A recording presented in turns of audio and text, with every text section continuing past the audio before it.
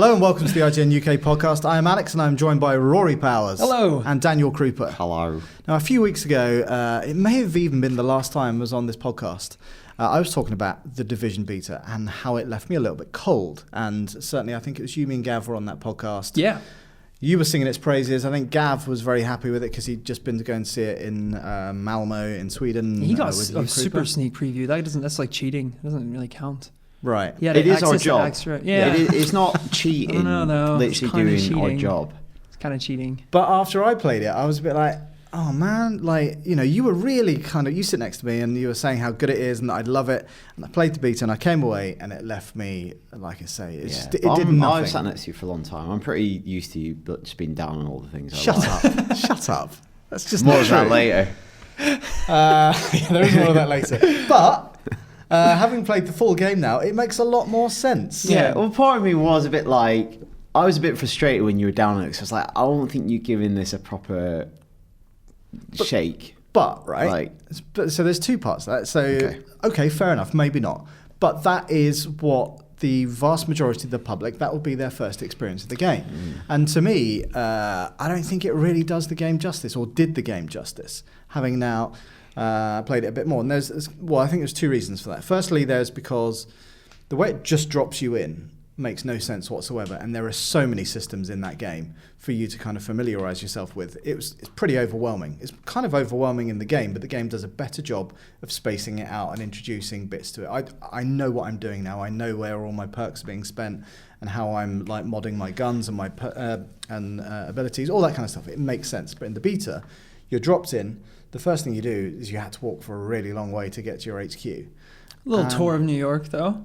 But even like I'm much better at kind of knowing that, right, there are bad guys up here. I can either evade them or I can take them on for XP. Because like, it was a couple of points where I was following you guys in the beta and you were a little bit further ahead and they'd obviously respawned after you'd kind of disappeared, which I was like, well, that's crazy. That doesn't make any sense. And that doesn't happen as much in the game. Like, I know what you mean by it being really overwhelming because I remember being thrown into the beta and I think it's just the HUD and the design of the game is just floods you with information, even things that you don't necessarily, they're not exactly relevant. The way you have like waypoints, like when you're in your base, like branching off to every different aspect, like every single character that you can interact with has like an icon above their head.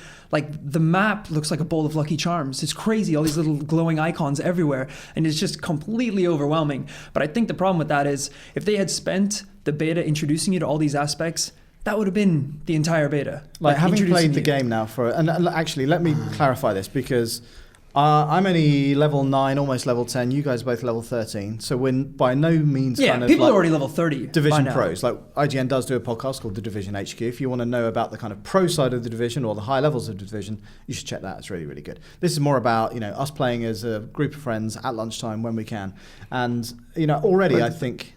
Sorry, it's just tricky saying like the beta should have spent its time I don't know, because if you do that, people are just like, oh, this game, like, do you know what I mean? It's like, for a beta, you want to put people in and just like let them run around. That's what I'm saying. That's why they couldn't have spent all that time, because it would have been the world's most boring beta. It would have just been like an hour-long tutorial. Exactly. And I think it's very hard, having now played it a bit more, it's just like how you would kind of pull out bits of that just to focus on, you know, what the game does really, really well. Also, when we played it for the first time, we went straight into the Dark Zone, which is obviously a different proposition. Yeah. And you were like, I don't know what is going on here, because that is a different set of rules to the. And it's arguably it's arguably the most interesting part of the game, which I think is it's where the most a lot of the distinct aspects of the game compared to other kind of multiplayer games, multiplayer shooters. Yeah. Is the kind of the betrayal mechanics and the suspicion that's at play in the Dark Zone, and the tension. Yeah. Which you don't get in a lot of shooters like you do in the Division. No, especially like, having a situation where there's so much weighing on it. They've done a really good job, which is they've taken something that they know players in games care the most about, which is loot. Yeah. And creating a situation where you could possibly lose loot that you have gained.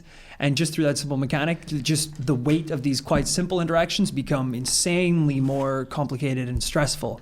Because I mean, if that was like a campaign mission where you have to put something on a helicopter and then maybe you might get jumped by enemies, but you have to defend it. That situation by itself isn't that. There are a few of those missions, aren't there? Where like there's a mission early on that there is a supply drop that you've got to protect. Yeah, but it's not half as kind of tense when you're fighting against a bunch of real people as well. But also something else it's done is taking another thing that exists in games that people have strong feelings about and absorbed it and made it into a mechanic, and that is people being dicks in video games. And it's really smart. So true. Yeah. That's a thing that people do in shooters and all types of video games. Yeah. And they've harnessed that into a thing. They've harnessed the dick. So, well, so to speak. That's a high-level hoster. You got to be, I think, 24 Dark Zone level. You've got to be able to equip the that. Dick holster. Now then. That's why this is not in Division HQ. A more serious discussion show about the Division. But it's such a cool mechanic. And because we're going to probably go into the Dark Zone at lunch. Yeah. And you can experience that a bit more. But when me and Rory played for about 6-7 hours one Saturday with Dan, it was so good. Like, when people started behaving, going rogue, everyone was like, screw you guys, and we'll team up against you. And so we were teaming up with random people to stop these people. Yeah, because like, you're ruining this. Yeah. But obviously that figures in, and that's part of the experience. But that's also, I think, a couple of months ago, there wasn't so much awareness around, how the two parts of the game interacted, or in this case, were actually very different. Yeah. Because, I just assumed it'd be exactly like Destiny's PvP, and it's not. It's nothing like that at all. It's more unique. It's really cool. And all of it works really seamlessly, like inviting people, dropping into people's games. Oh, it's the most fluid, I think. Like, going from campaign to Dark Zone, like you just walk through a door and you're already in there. Yeah. You sent me an invite, and it was just like, hold down the right stick to join him immediately and go straight to You don't have to go to like the PS4 menu or the dash. That is slick. Absolutely incredible, especially after, like we spent so many lunchtimes playing GTA online together, which is possibly one of like the longest loading times for any multiplayer game. And then when someone gets disconnected, not the clearest of how you get in a group to go. It's very convoluted. So like this is just so refreshing, so nice. Yeah, and I think because it could have gone terribly wrong for Ubisoft. Like, when I first saw The Division, I thought, that's almost too good to be true. And look at what happened with Watch Dogs. The kind of the vertical slice was this, and then the game didn't really kind of deliver on that. But so far, I'm really, really pleased with it. And you can close car doors as well in The Division. Can you? That was a big thing in the first vertical slice. I haven't tried doing that. So, like, if you go up to, you can close it, so you can like rest against it flush. You could do that. Lots of dogs curling one off. Yeah, they're everywhere. There are lots of dogs. No cats. I know. Though. I spent hours the other day going around picking it all up to get a scarf. Did you? Did you actually? What did you? I was like, did you manufacture one out? Oh, contaminated zone. Put my mask on. War paint. It is weird. I know what you mean. Like, I feel like if someone had pitched a game to me, and I'm doing that a lot now to people who are telling me that they're not interested in The Division at all, because I'm like, I want to get more of my friends into it because I want to have more people on my team. I think it's a great game. Yeah. And I'm in these situations where I'm trying to describe why I think it's a good game, and just describing kind of the narrative and the locations. I feel like it's not really selling it. It's Christmas time in New York. It's wintry. Do you think it's not an easier sell than something like The Division, where it's like, well, it's set in space and you go onto the moon with a big laser Destiny. gun? Sorry, yes. But I mean, Destiny. Destiny has like a color about it. It's like this fantastical world, all these planets, different creatures, different races. This is like, it's cold, grim New York. Yeah. I like that though. That's more for me. I find this quite strange that they decided to set it specifically at Christmas time. Because you could have had, if you had set it in a different time of the year, you could have maybe had like a location in the map that was quite cold and snowy, and then other locations that are like quite warm. You could have had a bit more variety. No, there's not. I know, but who's going to question that? If you go from like one district, no one's going to be like, "Oh, why is it snowing in Manhattan?"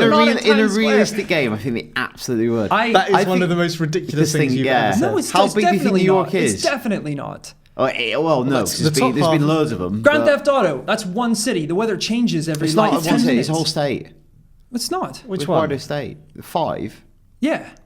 Where's the snow? Down in the city, it snows sometimes. Well, okay, only. But that's like weather changing in the city, because it's not set at like a short amount of time. Yeah, but exactly. But it's Christmas, and they're like locked into like these weather types. There's not that much variety. Well, I don't know. I just find it a bit strange. Maybe. I find it quite strange. You want to equip your shorts. Yeah, exactly. I've got sunglasses Just on. because and you I'm run roaming around through the Central GTA Park 5 and, naked. I was going to say, in the same way that GTA at Christmas does like the kind of covers San Andreas in snow, maybe in the middle of summer we'll all get our kind of division DLC dudes out Bahama there shorts with a and- pair of like banana hammock running around. If that's what you really want I out of just this A game. lightweight weapon holster. It's weird. It's weird, like being in the middle of summer and like roaming around places filled with Christmas trees and having Christmas songs on in the radio and Where things. we're not even in the middle of summer here. Is that what you're talking about? We're getting close to summer. I'm just saying it's. Anyway. I don't know any other game that's like locked to one season. I just find that strange. I think that's a valid complaint. I think it's a bit jarring. But the sometimes. whole point of it is set around it's Black Friday, right? Black Friday was when the bomb went off. Yeah. The virus. Okay. You did right. Just, Yeah. So you know what happened. I'm watching a lot of the intel, Okay. which is another thing. That is that's one like thing a though. bit- I'm not. I do understand what my purpose is. Like I was an embedded agent in Yeah. case anything went down. Yeah. But that is like a lot of training for something that might not have happened. Yeah. So was I just meant to be like living in New York with my wife, just on the off chance that it happens? What happened to her? I'm not even gonna say goodbye. No, She they got say goodbye. killed. And then You I'm found little mainly orange killing watch. a lot of looters but- looters and cleaners. and cleaners. Yeah. Yeah. It is quite strange. I think like when I first heard about the idea, it's like, so there's a virus spreading Yeah. and I'm kind of cleaning it up.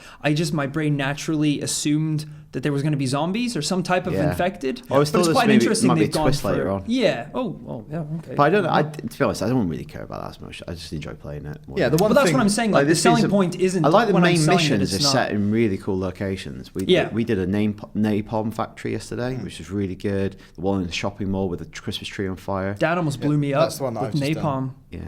I did a forward roll into a canister while Dan shot it. Right. We were meant to Blew shoot me them. across the room. Well, I did the department maniac. store thing like solo, and the dude that you have to fight at the end, Flamethrower the guy? super flamethrowers, man. Can we talk about the reach of these flamethrowers? That's unbelievable. It's halfway across a room. My little turret doesn't do anywhere near that. He's just like he's like BB-8. He just takes Well, the his thing thumb out. with and the just- turrets, though, I don't think their main job is to inflict damage. I think It's they're just meant to like distract and- suppress so Yeah. you can flank and which is stuff. quite disappointing because I wanted Yeah. one with like rockets or something, but it's not great. I might use the Seeker Mine instead. So, what loadout do you prefer? What my abilities? Well, just everything, because there is so much to pick from. So at the minute, I have kind of like a rifle, which is doing, it's like the DPS is really high, but it only does like one shot a second. Right. So it's essentially like a shotgun, but long range, which I guess is what you call a Marksman sniper rifle. rifle. Yeah, yeah, exactly. it's like a semi-automatic Marksman rifle. rifle. And then my second primary is the most hilarious gun you've ever seen in your life. I got it. I think I looted someone yesterday and got it. It's like the tiniest machine gun you've ever seen. It looks like a mobile phone. It's so small. It looks like a Nokia. And I equipped like I think like a sight on top of it. Yeah. And the sight was like the length of the entire gun. Right. Which makes it now like longer than it is wide. So it's like I'm holding a rectangle, this box. It's so weird. But it's great. Like if you're close up, it does something like I think 4,000 or 5,000 DPS a second, which for me at level 13 is pretty good for a gun. And then I got a sweet ass like Dirty Harry Magnum that I used to just like when they're on the floor crawling around, I just go, oh. Do you know what else you can Take get my as your sidearm? contaminated gear, and you blast him in the face. Do you know what else you can get as your sidearm eventually? Sonar shotgun. That would be Yeah. sweet. As your handgun, yeah. I'd be I'm into pretty that. happy with my pistol. I've got a big silencer and a laser sight.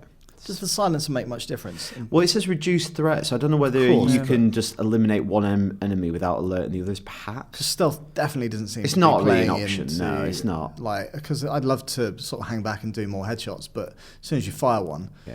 more often than not, it doesn't take them out. Yeah. Well, you were and doing you some just great alert them. snipes yesterday. I really your like damage being a up. sniper, and I really, if you like being a sniper, you can like all the levels are created, so there's a kind of way you like a can go vantage high point, up, yeah. which is really cool. It works I well love with, playing with, like that. with teams. It I was works gonna say, if perfectly you- because We've Oh, got different yeah. styles because you were telling me you've got a proper machine gun or a light machine Assault gun. rifle. Well, I've got an assault rifle and a light machine gun. So I'm not touching light machine guns. I've gone Yeah. sniper rifle and just assault rifle. Yeah. So I think we kind of work well together. We could do with probably someone who has a shotgun. Yeah. Like for like. Yeah. Kind well, like of. even the mechanic between you and me yesterday was working really well because I was pretty much like run and gun. I had my sentry turret. I was like in the fray going forward. Dan was up top with a sniper. which meant like I was obviously going down a lot more. But one of Dan's abilities was that he can kind of like shoot a med pack down to me so I can revive myself. So it meant I was going down a lot, but then he could be up and like help me get up from a I've got distance. like the med bag, so I can just drop it on the side. It's got a big circle distance, so I can get me and you both in it. Yeah, it was great. You can revive yourself within that. Oh, well, so if you crawl back into it? Yeah, so if Roy's down, he can revive himself. Can you activate it once you're down there or not? No. So you'd have to... Yeah, he needs to Okay. Yeah. But I mean, that would be great. Like imagine, like if we, at lunchtime today, for example, if we have a team together where it's like, I've got the UAV so I can like scope out the enemies. Like you've got the health kits, we've got mini turrets, seeker mines. Like you could just do an insane amount of damage. And then we have unlocked signature skills, which are like the high level stuff. Yeah. I haven't got there yet. Which like super long cooldown, but one is increased defense, one is increased attack, one is increased health, and you can and it applies to all your teammates. Yeah, so just basically activate all them at the end. Yeah, but no, like I say, I was down on it. I was even like sitting on the fence as to whether I was going to play the full game or not. But I'm pleased I did because it's really, really good. And if you haven't played it, you totally should. But also, I think after Rainbow Six, which was one of my games of last year, just Tom Clancy's like moniker is seal of approval for me. Guns. But it's tactical shooting. It's not just Call of Duty running through it. Well, this is it. This is actually my biggest con about the game. Obviously, there's a lot of emphasis. The whole design of the game is like cover-based shooter. It's tactical. You're moving from like one point to another undercover, which is great. But because the game is designed in that way that characters kind of like lock onto certain areas, I find movement really clunky. I had that problem with the department store guy, but I think it's less of a problem when you're playing as a team, like because his range was so far, and I'd basically sit there and like shoot him, but he'd come at me really quickly, just soaking up my bullets, and then I have to run away, but I'd be like, I need to get better at eating chocolate bars while on fire. On the I haven't done that. It's because once you're on fire, you're absolutely screwed. Yeah. But even like not even moving from defensive points, just mobility in general. I find like there's times where I'm in a mission. There's a lot of missions where you have to just walk from one point to another, turning on power points or getting security cameras back online, that sort of stuff. And the little things, I've jumped from maybe cars and bridges that are 7 feet high before, and it's taken off a third of my health. Do I have the most tender ankles in New York City? It is unbelievable. Who knows how the virus is infected? It's crazy. And sometimes like you can't jump off certain points and you're kind of Did you not do the tutorial? It said, look after your ankles. Did they say and that? your ankles will look after you. You need to go and get the strapping from the med bay. That's what the disease was actually. If you got it infected with it, you got like rubber ankles. I like the base building thing as well, like upgrading it and then everything just becoming a little bit neater. Yeah. I like that. That's the OCD it is the OCD. Yeah. I got the canine unit, and then there's this little dog just hanging out there. It's not curling one off inside because he'd be out. Good. I'll put him outside. I'll take him out. That woman as well is like, I'll get you something from the old wine rack. Haven't seen that yet. She said it about 4 times. Who said that to you? I'm sober as the hell. The woman in the med bay, because she's propositioning you. Every time I give her an upgrade, she's like, I'll get you something from the wine rack. And I'm like, let's do this. Let's blast off. Let's go to the dark zone, baby. She's flirting with me as well, so don't get too excited. Let's share a hazmat suit. But also, I think it's exciting for Ghost Recon Wildlands, which is obviously coming up at some point next year. Yeah, if they share, like, as these studios do, they should share all the tech about, like, networking and all that stuff. Works really well. Yeah. So, very exciting. Play The Division. Yeah. Powers. Yeah. Piece of news came out about Zelda. It did, which is always exciting.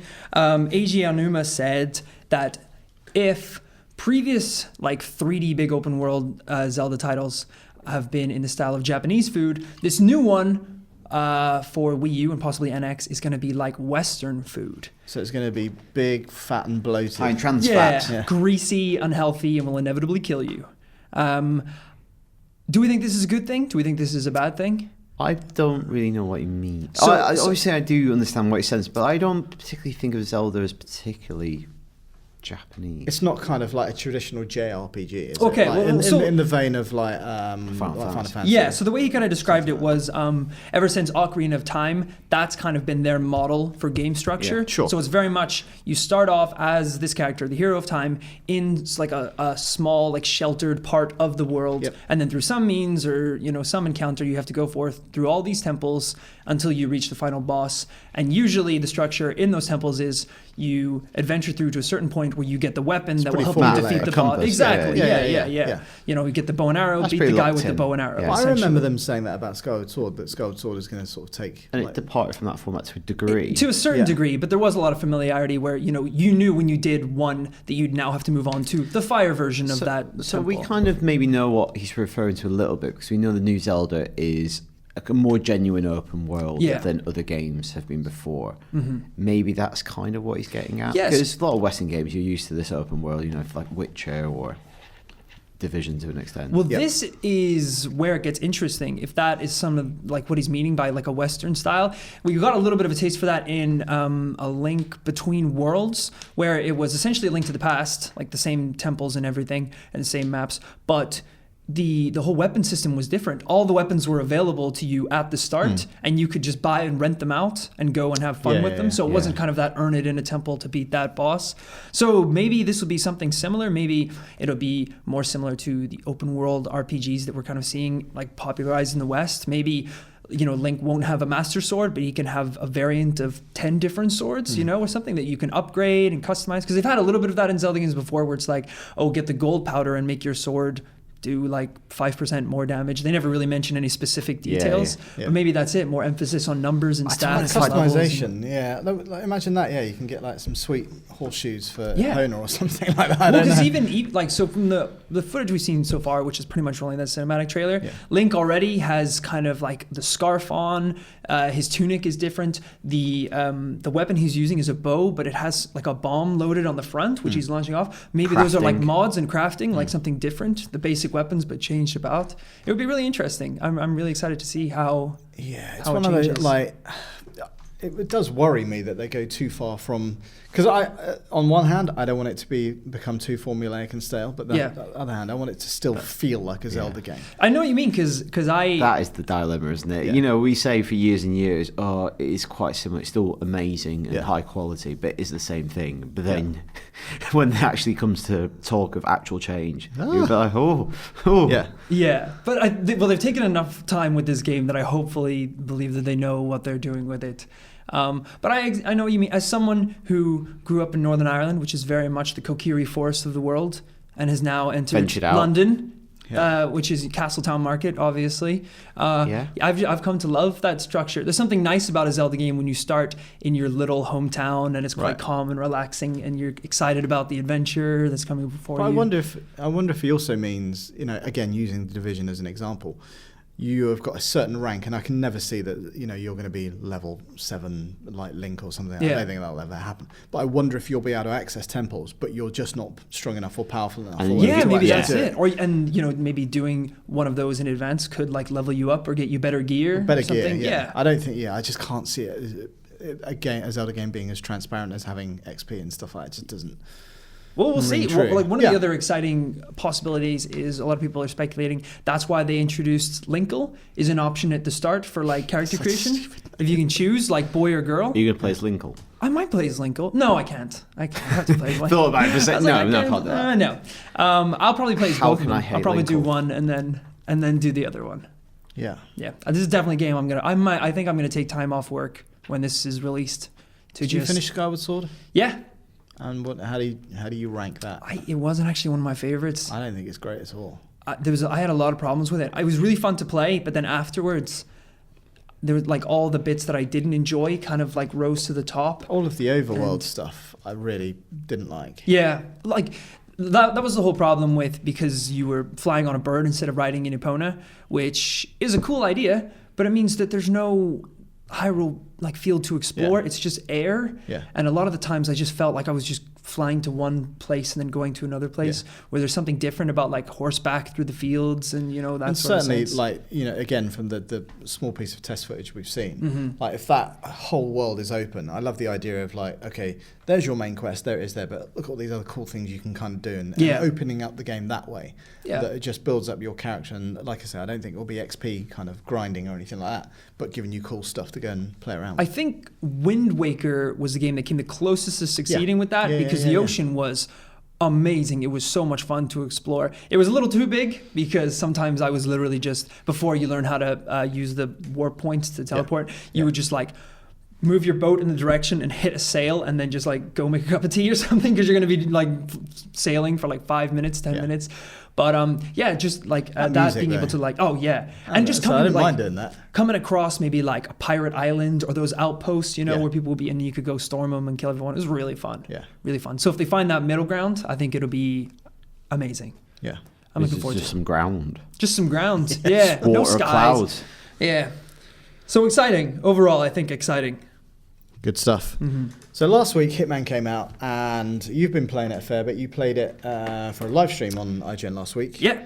But it's only episode 1 of a handful that are coming out, and I'm still not sold on the whole episodic nature of the game. I think it can work in some respects. So, like, I think Walking Dead and Telltale have been masters of that art. But other examples, not quite so good. Half-Life 3 being the worst example. Because it's not here. They didn't unveil it. Episodic is like, it's a dirty word to me. Yeah. As soon as I hear it, I start turning off. How come? I don't know. I just have bad connotations of episodic games. Episodic games? Yeah. Yes. But not episodic in general. Oh, no, not in general. Yeah, episodic games. Because I think for me, like in my brain, it feels like it's kind of stemmed from the popularity of DLC. So it's kind of like, instead of having a game that then has chapters of DLC, it feels like a game entirely made out of DLC. Like you're purchasing like all these different things instead of a bundle. I much prefer to just buy it all in one big chunk and play through it. Yeah. And so you've played the whole first part of Hitman, so the Paris level, which you completed like easily in under an hour. And I know the whole point of that game is, same as Ground Zeroes is that actually there's way, way more to it. Yeah.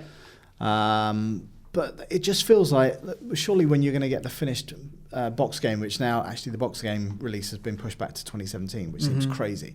Oh, that's it's unbelievable. It's going to feel like a bunch of disjointed missions rather than having something, unless, I don't know how you're going to tie it all together. Yeah, it's a bit of a strange one. So I went to, before the game came out, before we did the live stream, I went to like a preview event where we got to play the Paris level. Yeah. And that was very much, you had a set time to play this one level. And because of that, I actually beat it. And then, I was like looking, I still have half an hour. So I went through and did it another time, like killing them in different ways.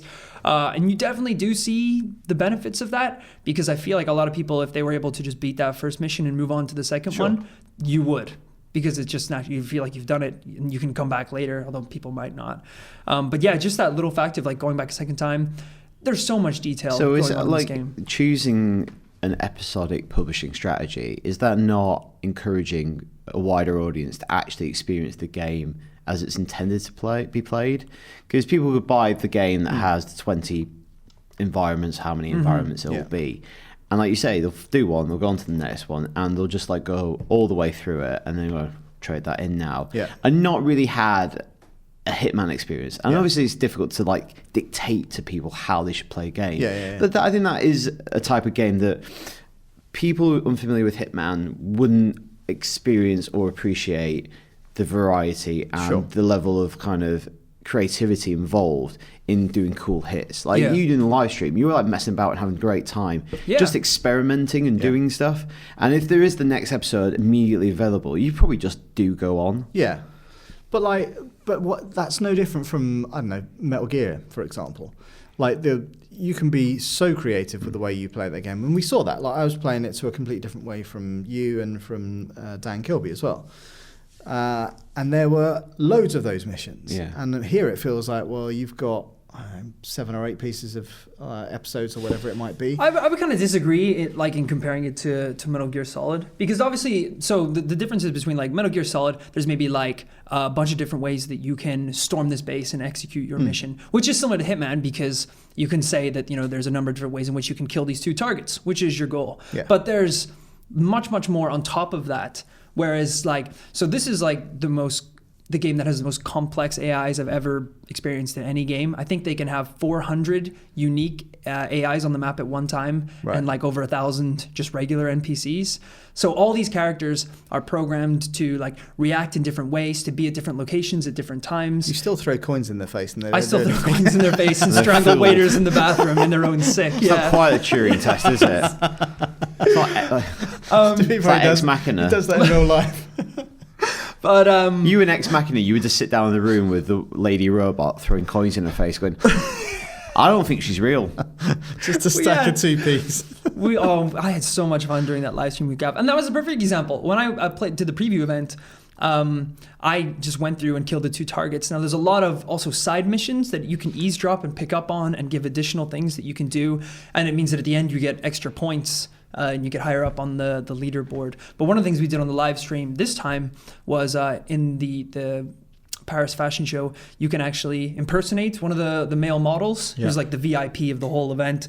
So me and Gav followed him out to the garden and strangled him and took his clothes and threw him over a pier, which actually killed him. I was hoping he was going to hit the water, but he hit the dock instead. Yeah. And Well, just also, strangling him. But if you threw him in the water and he's unconscious also, or dead. he strangled him. You led with an aggressive act. Quite gently. I did he's still breathing. I mean, he's not now. He's dead. Yeah, but if you threw him in the water, he wouldn't be. If he landed on his back, if he was and unconscious, floats, I don't know what his body fat ratio is. Maybe he floats, like bread. most people float, don't they?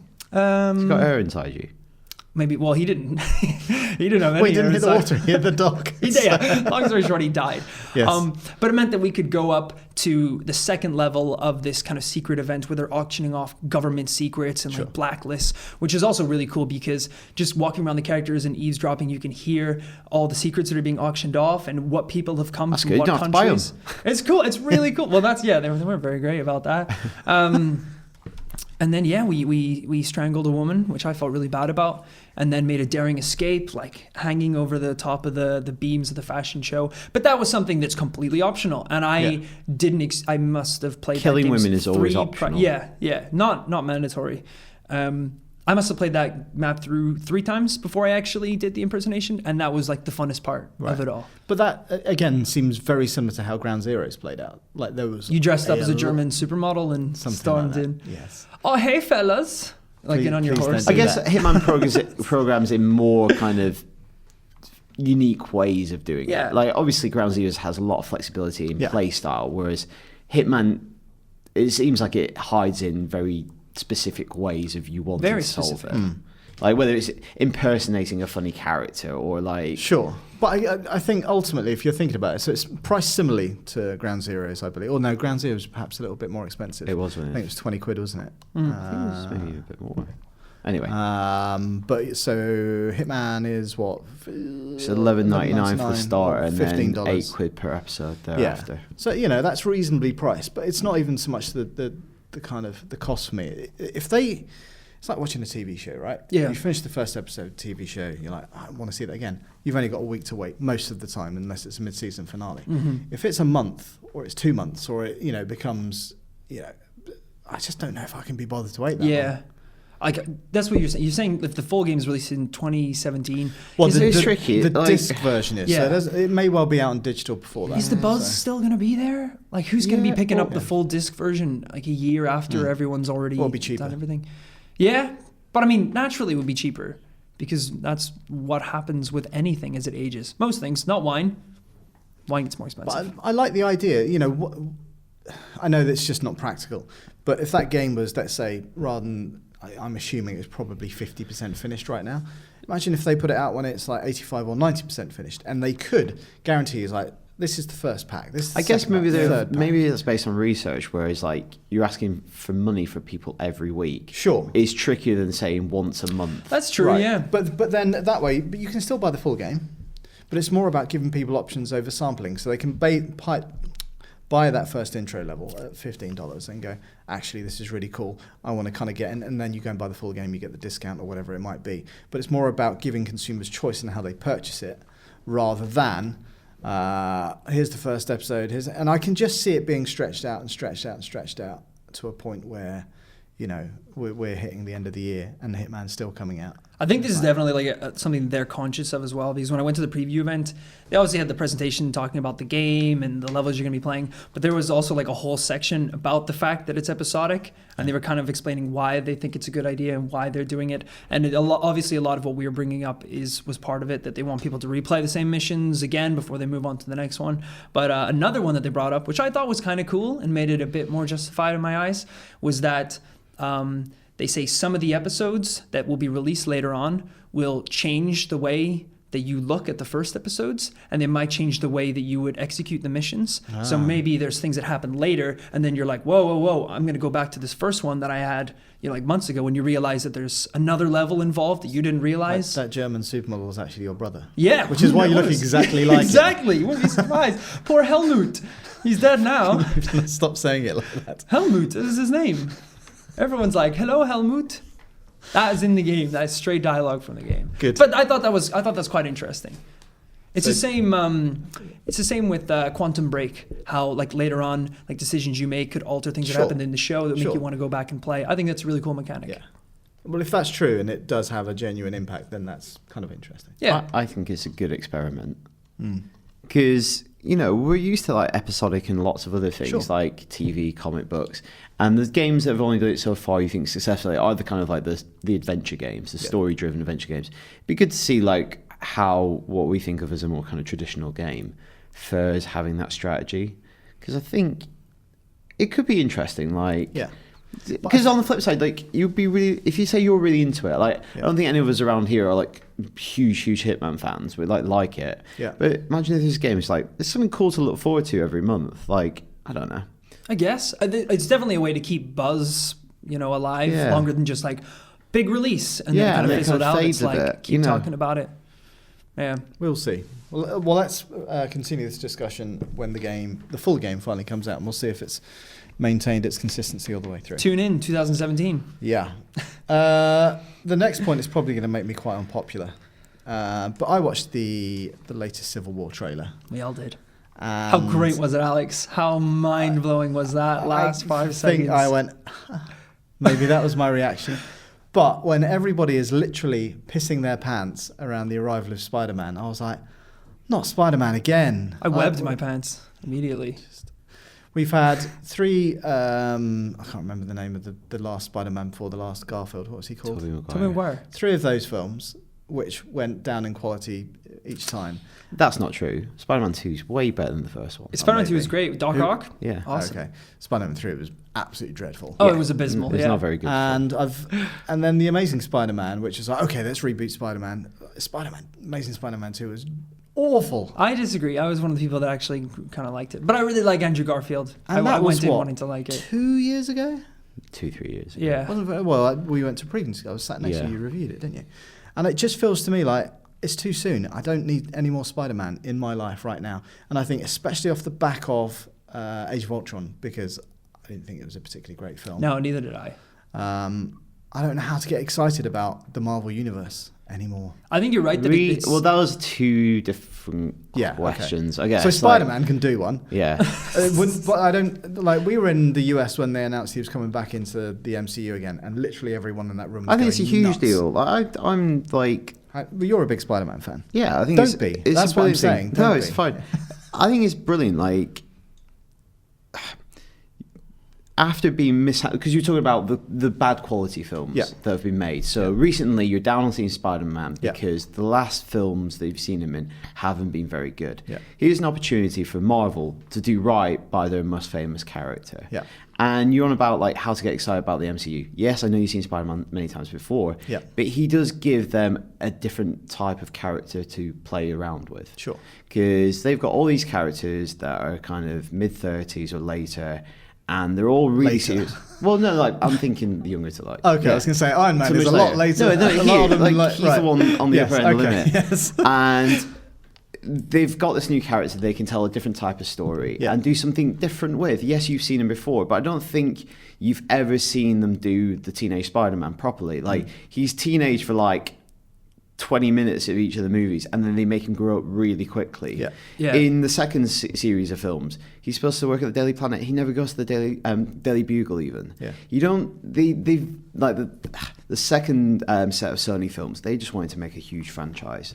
And they introduced all this other stuff. So I think it's cool that they've got him back and they can do their version of him. I think if you're not interested in the Marvel Universe, then you can't like... I feel like I'm the only one. Like my entire Twitter timeline was full of people going nuts, and I've never seen so much discussion about a pair of eyes narrowing and opening up again. It's like, they went Daredevil with that, didn't? Or not Daredevil, Deadpool with that. Yeah, which they would have made the same decision 2 years ago. Sure. To do that. So some people are like, oh, they copied Deadpool. It's like, I understand all that, all the thinking about the suits, and it's not even that, but it's just I don't know, what am I missing? And it's like I said to you, I'm more excited about Batman Superman at the minute, and that's because I like Batman. Yeah. Even though I think the film's probably going to be a bit of a mess. If you're not into the Marvel films, then obviously Civil War does not press those buttons because I love the comic. This is also an interesting thing. This film has nothing to do with that comic. No, it's a huge disconnect. disconnect. It is lightly inspired, and it's got a title from. Yeah. It's not even an adaptation of it. Yeah. It's a film about Cap and Bucky, and they've kind of used the imagery, Yeah. the idea of them clashing internally. So there's nothing, you put that to one side. I think that's part of the problem as well. I hate Bucky as a character because I didn't like him in the Winter Soldier. Well, in the Winter Soldier, he's not even he's just Terminator, isn't he? Sure. He's brainwashed. Yeah, so it's like Hawkeye. And there's no sense of his character anymore in that film. I don't know. This film presses your buttons if you're really invested in all those characters because you can understand why they're fighting and tearing each other apart, and it looks like it has proper stakes in a way that I don't believe Batman v Superman does. Sure. It's going to be cool to see them fight, but it's a fake fight. Yeah. Once Batman works out that Superman's being controlled or he's all right, they'll be cool. Do you think? And they're cool. Whereas this will have. Do you think some it'll kind have of severe ramification? It'll have consequence? ramifications because Kevin Feige and his team are all about planning, and they're usually pretty good. Whether you think ultimately whether it's good or bad, what they do commit the idea of planning for the future and introducing stuff, and they commit to it. Yeah. So I do think there will be ramifications. Eventually everyone might make up, but I think there will be some kind of scar tissue. That's actually really interesting to look at it like that, because you do have these two films that are equally being hyped up, and they're both going with the same marketing campaign, which is which side are you on? Movie, Batman, Superman, or it's Team Iron Man or Team Captain America. And I definitely, as you said, I think Civil War is going to have lasting consequences. I think that's going to affect the relationships and the way they go forward. I don't think Batman v Superman. Well, when I you think say Team Cap, you kind of know what that means. You're damn right. I say Team Cap. You're damn right. For people listening, Rory's wearing a Captain America t-shirt. Yeah, doesn't look quite as good on you as it. Well, look, I'm not in summer Rory yet. All right, summer Rory's going to be jacked as hell. Is that right? But winter Rory, he's packed on a few pounds. He's got his nuts stored in his cheeks for the winter. That is exactly the way I wanted it to sound. That was a squirrel reference. Oh Jesus. What age are we? No, I what are you guys? You team Cap, right? Obviously. I'd probably go Iron Man. Well, that's Spidey. No, Team Cap. You're Team Spidey then. He's with Iron Man. Well, would you go Batman? You're Superman, obviously. Yeah, of course, because I want to be on the winning team. What about you? Superman But I don't know what that means. Well, it's just who's your favourite character out of the two? That's what I'm Batman. basing on. Right, there you go. Superman's the jock But bro. I like Batman's Superman. Snyder's Superman doesn't make any sense. What? Oh, the Superman? Yeah, he doesn't know what he's doing with Superman.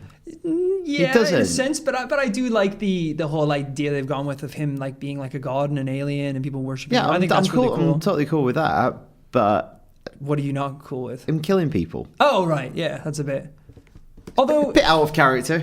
That's when Zod's eyes are going towards those people, just put his hand in front of his eyes. Imagine that. Look at that. He's just I've got this. Oh, yeah. Easy. Don't have to break his neck or anything. But that's the other side of the spectrum where you have Age of Ultron, where it was ridiculous. I don't think I saw one civilian get killed in the entire movie. There was the whole point is they are getting killed and you just don't know about them. That's what Civil War is about. Well, that's one of the weird things. Well, it's because it's a family film. They're not going to show people bleeding out it doesn't and no legs. No, you don't need that. You just need debris falling on someone. Just a few crushes. Just some children crying for their parents who are obviously crumbs. Well, Quicksilver and Scarlet Witch, their parents got killed by Stark missiles. I know that's before the Avengers, but when the Iron Legion turn up in Sokovia, they're all the people start throwing bricks at the robots because they hate that was what really they cool. stand I really for. like that. Yeah. It's you start stuff. Also, I think Quicksilver was the worst death in any superhero movie I've ever seen. Black Panther. It was terrible. It's like a He looks like a he looks pretty beast. cool. Bulletproof. Did I you love see that bit that? when they Yeah. shoot at him. He turns around. He's like, "What are you doing?" Oh my Yeah. god! How are you not Faster excited than for Civil Captain War? America. It's crazy. Faster Yeah, than you, but is he as Rory. patriotic? No. Well, yeah, he's the king of his own country. Like USA, God. USA.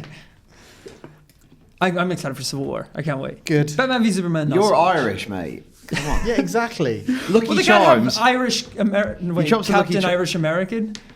He would be terrible. He wouldn't even show up. Left his shield in the pub. Oh, forgot it. Be a nightmare. Good. I don't even know where that conversation was So going. yeah, you hate Spider-Man. I don't hate Spider-Man. I know, you're sick I'm of it. just sick of him, yes. And look how many Batmans. I feel like we've had a lot of Batmans as well, but really it's only 2. So what I would compare that to, from my standpoint as a Spider-Man fan, is like if they just left it with Joel Schumacher and you never got Nolan. Right. No, but it's like that. You Fair have the enough. 2 worst cinematic incarnations. I hope it lives Yeah. up to your expectation. I hope it's better than those last movies. Yeah. I also agree, Alex, that you saying like it feels really recent since the last franchise and it's too soon to relaunching it again. But also I feel like they don't really have a choice. Like the gears were in Yeah. motion before they got Yeah. the rights back, and it's Yeah. very much now just like hitting the ground running. It was a deal. Like Sony Yeah. have given him back. They still own the rights. Yeah, well, Yeah. I think like if they had been given more time and if Civil War wasn't already moving forward, they probably would have taken more time with it. Yeah. But yeah, it's just kind It's of crazy, the cards isn't they've it? been dealt. Like, it's a Marvel character, but Sony has the rights and they're lending them. It's lending weird, him isn't to it? Marvel. Yeah. So crazy. But it's great. Also announced this week that, we were concerned that Dead Island 2 would be dead. Yeah. Like properly dead, not even walking Not dead. reanimated. But the development has now been picked up by British studio Sumo, who Yeah. have done Little Big Planet 3, some Forza expansions. Sonic and All Stars Racing transformed. That's a Another big old- popular horror game. it's a big old job to take on. Especially like Well, you'd have to assume that obviously the finishing mechanics aren't there, but a lot of the artwork and design would hopefully already be. But like, how much are you be then in working on place. someone else's game? Yeah. Like, you've got to, if you're going to do that, you want to have input into it. Otherwise, you're just. Well, I guess there's 2 sides of that story, because if you think like Sumo, yeah, okay, they did Sonic Transformed, Yeah. but a lot of the stuff that they're famous for really is taking other people's games and realizing them. Mm-hmm. So, one of the reasons I liked Jaeger as a developer for Dead Island 2 is that I think they've got interest. They play around with narrative quite interestingly. Mm-hmm. And we didn't really see any of that for a while. I played it at E3 2 years ago and Gamescom shortly after. Yeah. And even the difference then was dramatic. And the game was interesting. There was lots of fun kind of mechanics going on. But we didn't really see what it was going to be. It was basically a tech demo just to show off how good it is to beat someone around the face with a big bat. Oh, I miss those games. But I just hope it just doesn't turn into a carbon copy of the first game. I know what you mean. Because it has had the potential to be more. Why is this being so trouble? Like, it's Dead Island 2. Like, are we overthinking this? Well, that game should have come out a Yeah, while like, ago already. not the world's biggest franchise, popular kind of B game Sold by well. Techland, who then went on to do other things. They did Dying Light. Yeah. I feel like this game should have just shipped. Yeah. Just get Yeah, it out and completely, move yeah, yeah, on. yeah. Like, that's what its proposition is. I wonder if they've tried to overthink it and elevate it into something much, much more. Yeah. And it probably didn't need it. Well, that's why, because obviously, so maybe. Techland stopped working on it and they went on to do Dying Light, which essentially is like Dead Island 2. Yeah. It's almost an identical kind of game in terms of mechanics and movement and structure. Obviously a little bit different, but I mean, very, very similar. So maybe it was a Deep Silver wanted to go in a different direction and maybe add on some different layers that then Because like the stuff that I played was like sort of 4-player drop in, drop out stuff. Yeah, well, that's why I loved it so much. Which was it was a lot of fun. But I don't necessarily think that was the be all and end all. Like, I'm sure people would have just loved another Dead Island in a different setting and lapped it up. Yeah, and that game could have been out 2 years ago. It's a game of like pretty simple pleasures. Yes. It's like Yeah. hacking zombies apart and it being in a cool location doing it. Yeah. Yeah, Not definitely. like a really depressing one. Like, yeah, it's very odd. Like, it was interesting when Jaeger got it because you were like, ooh. Yeah. Because I guess that is what I'm saying. Is like it felt like they were going to elevate it or do something a bit more play original around with with it. that property that you wouldn't expect. Yeah. Because the first one's pretty straightforward. Yeah. But And it definitely feels now like it's a case of they've just got to get it out. yeah, otherwise that brand becomes tarnished and you're like... Yeah. Because obviously, originally when it came out, it was a very buggy game. Yeah. Oh, yeah. They just need to ship it. And it is, and they must be kind of sitting there and looking at Techland. And like, when does Dying Light? At least 6 months ago that came out, right? Dying Light even longer. It's like a year ago. Yeah. Just like a year ago. So a year ago. It's like February last year, I think. You know, some of the DLC that came out or that we highlighted recently. It's still going really, really well. Yeah. And they must be looking at that game and thinking, where did we go wrong? Yeah. Because they could just stuck with that developer. Yeah. You know, who knows what the story is, why they didn't. Well, at the minute, Deep Silver said they're really happy with Sumo Digital. They're doing good work. I'm sure they are, but they're not going to say anything else, are they? Couldn't quite get the first or second developer we wanted, so we went to the third one. But you know what? They're all right. They'll do. And I think they've played the first game. I think they'll make a good job of it. I'm worried it's gone difficult too circumstances. far down. Exactly. I think it's gone too that's far it. Like down. I don't think you're going to get a game that's not going to be affected by the fact that it's gone through 3 developers. Yeah. Like that's got to have some repercussions in some way or another. And still probably won't come out till the second half of this year. Yeah. Which is, that is it was supposed to originally come out last spring, I believe. Jeez. And so it's a year and a half late, effectively. And as you say, 3 developers. I hope I'm wrong, but I just cannot see this game being or living up to the potential that it had when I saw it at Gamescom a year and a half ago. Yeah, I'm the same way. I'm ready to welcome it with open arms, but it could be horrible. Yeah. It's just the risk that we're putting up with. But I'm still excited, nonetheless. If it's anything like the first one, then I think I'm really going to dig it. As long as it's like any game that's big open world and zombies and friends can just drop in and out effortlessly, perfect. I'm sold. And as you said, like to have a zombie game set in like a tropical paradise, that was really cool to be able to go around. Just so you know, Dead Island 2, last we heard about it, Dead Island 2 was set in California. Yeah, because of the cinematic trailer they released with it, which was an amazing cinematic trailer. Dead Island. Yes. Well, it's set on Alcatraz. Is it? Very small. It's very small. Yeah. Just one zombie and you've got to avoid it for 20 hours. Yeah, no, it's that's what I want. Episodic. That's good. It's set in both San Francisco and LA, but yes, I was like, are they walled off or like have been jettisoned from the mainland? No, it's not. No, I didn't make the game. I know you didn't. I'm not saying you did. You would have made it by now. And it would have been set on an island. Yes. Isle of Man.